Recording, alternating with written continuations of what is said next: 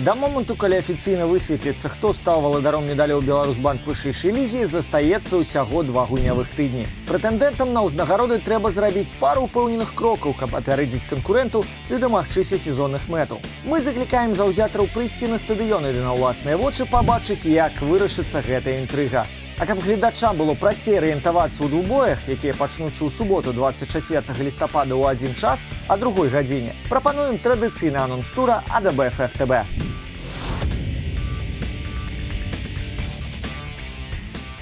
Дзве перамогі запар акрылілі сталічных аўтазаводцаў. Як мінімум таму, што гэта выцягнула іх з аўтсайдерскай бахні.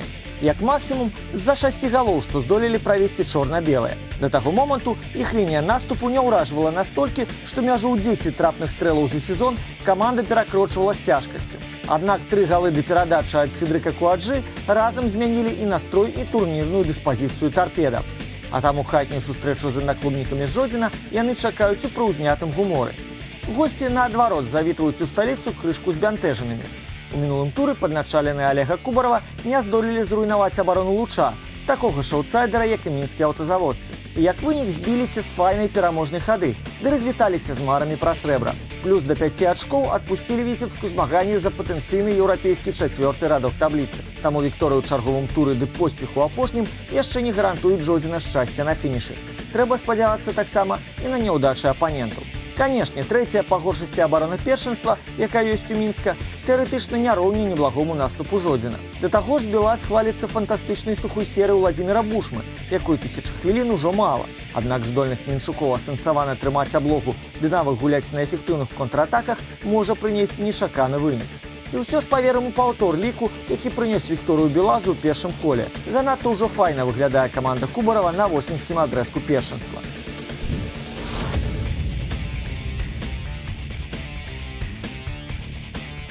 Футбол, які дэманструе Віцебск у сезоне, больш падобны да відовішча. Таму па вынікоўнасці поўнач саступае толькі Баты ды берасцейскаму Дынама. Прыемна, што адначасова такі стыль дае камандзе пазітыўны турнірны вынік. Хлапцы Сергея Ясінскага займаюць 3-й радок і мараць заваяваць бронзавыя медалі першынства 2018. Магчыма, футбалісты ставяць перад сабой больш амбітныя мэты. Аднак прамым канкурэнтам з топ-пула сёлета Віцебск саступаў.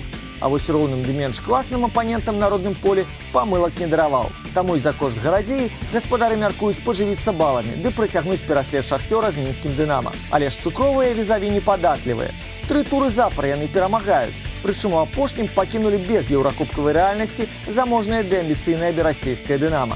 Раней па сезоне звольнілі Олега Дулуба з Батэ, а таксама білі мінскае Дынама. Дарэчы, пацярпеў ад гарадзеі Віцебск. У першым коле гульня скончылася з лікам 1-1.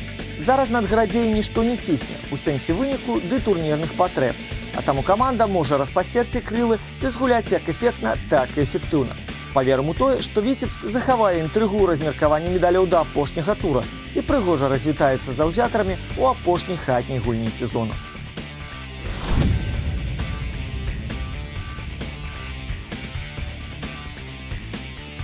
Чатыры з паловай гады гарнякі не маглі адужаць Батэ і нарэшце здолелі здабыць вікторыю. Тым самым зноў ускараскаліся на 2-й радок табліцы, каб надалей гнаць да змены мінулагодняй бронзы на срэбра ў авангардзе медальнага пелетону. Чэмпіён, зразумела, матэматычна ўжо недасягальны. А таму каманда Сергея Ташуева засяродзіцца на тым, каб зрабіць бессэнсоўным пераслед з боку мінскага Дынама ды Віцебска.